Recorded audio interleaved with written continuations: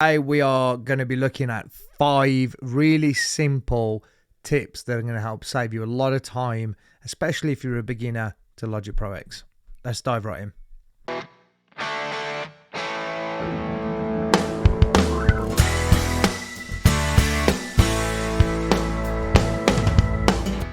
So the first one that we're going to play with is stripping some of the silent parts, or not so silent parts, as I like to call them, because they're not always. So let's just listen to this, and you see these little gaps in between. What I would normally do is press T and I, which is another little shortcut for you. In fact, if you press T anywhere on the screen, it will open up this box here, and it tells you what all the little shortcuts are.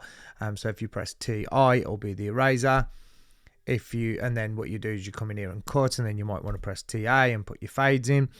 But let's say you're lazier than that, right? Same as me. You want to do this even quicker.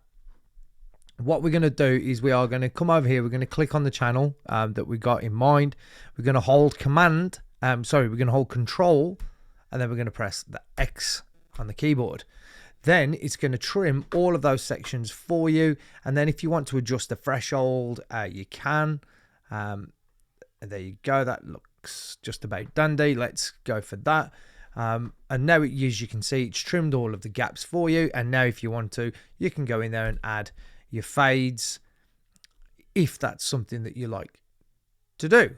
And it's something I like to do. And because it's cut it off at the same time, if you have them all selected, then obviously I'll add your fades to every single track. If you don't want that to happen, then simply just click on one at a time and do them individually. But that's that little tip. It's really quick, it's really simple, really easy. The first time I saw that tip, I was like, I'm using that immediately, because that is a huge time saver if you're looking to do lots and lots of tracks with lots of vocals, guitars, etc. This is a great way. Right, on to tip number 2. So someone sent you over a backing track and you need the tempo, or you've got someone come in. I get a lot of rappers come into the studio, and generally they'll bring a beat and they almost never know the tempo of it. So what we're going to do for this one is we're going to press Command Option T. It's then going to analyze the track. It's going to tell us the tempo, the half time, the double time, etc. And that's a really, really quick way of getting your beat to where you need it to be. So press that. It's now quantized it all perfectly in time into the click, and now we've got the correct tempo. And you could do that with any sample or backing track. So great little tip there for you to use. So this next one is a huge time saver when it comes to sampling. And what we're going to do is we're going to come over. Let's just come over to loops, and let's try and find a drum kit. Because this was something I struggled with for a while, because I wasn't very good with sampling. So let's say I find this drum beat. Brilliant drum beat. But I now want to use elements of that drum beat, like the kick and the snare. But maybe I want to use my own hi-hats, etc. So what we do is we just drag the sample over to here and then put it in Drum Machine Designer. What that's then going to do is then create a stack or pads that have now individualized all of the areas. So now we've got the kick over here. We've got this. There we go. Where's the snare at? There's the snare. So if we open up Command, and if we click on here and we go Command K, and it opens up our keyboard, and we press A.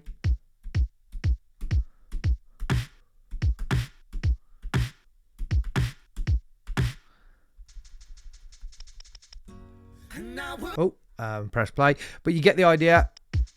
Now everything is individual, and you can now play along to the track as you will, or record it. And what I would like to do personally is duplicate this track a few times and do the snare and the kick and everything individually on their own tracks.